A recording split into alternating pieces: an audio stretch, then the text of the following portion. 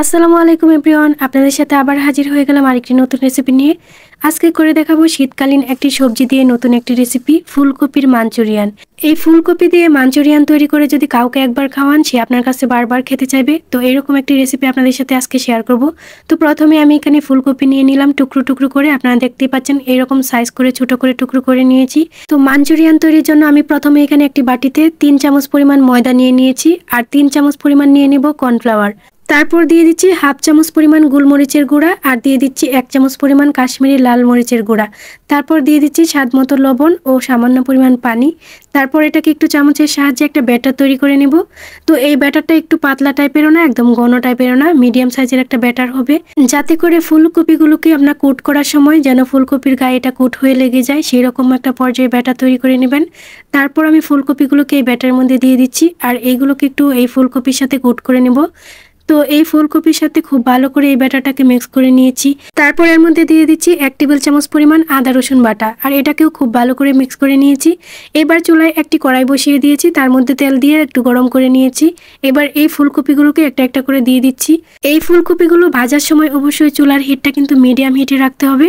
একদম হাই হিটে ভেজে ফেললে কিন্তু উপরের সাইডটা একদম মচমচে হয়ে যাবে আর ভিতরটা কিন্তু কাঁচা কাঁচা থাকবে। ভিতর থেকেও যেন সিদ্ধ হয় আর উপরটাও যেন ক্রিস্পি হয়, সেই রকম রেখে চুলার হিটটা কিন্তু মিডিয়াম টু লো হিটে রাখতে হবে। আর এগুলোকে একটু পরপর একটু উল্টে পাল্টে দিতে হবে। তো আমার ফুলকপিগুলো কিন্তু ভাজা শেষ, আমি এবার সবগুলোকে উঠিয়ে নিচ্ছি। এবার চুলায় সামান্য পরিমাণ তেল রেখে বাকি তেল উঠিয়ে নিয়েছি আর এখানে দিয়ে দিচ্ছি আদা রসুন ও পেঁয়াজ কুচি। আদা রসুন পেঁয়াজ কুচিটাকে একটু ভেজে নেওয়ার পর এর মধ্যে দিয়ে দিচ্ছি 2 চামচ পরিমাণ পেঁয়াজের কলি।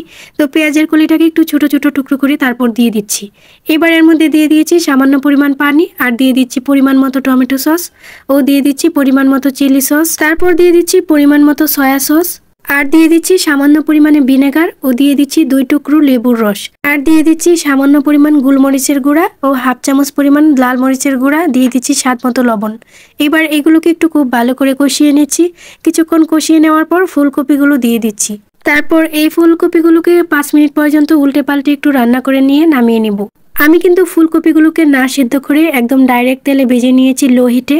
তো আপনারা চাইলে কিন্তু ফুলকপিগুলোকে সামান্য পরিমাণ সিদ্ধ করে নিয়ে তারপর কুট করে এরপর আপনারা তেলে ভেজে নিতে পারেন। সত্যিকার অর্থে এই ফুলকপি যারা অপছন্দ করে তাদের জন্য যদি একবার এই রেসিপিটা তৈরি করে খাওয়ান, তাহলে দেখবেন তারা এই ফুলকপির ফ্যান হয়ে যাবে।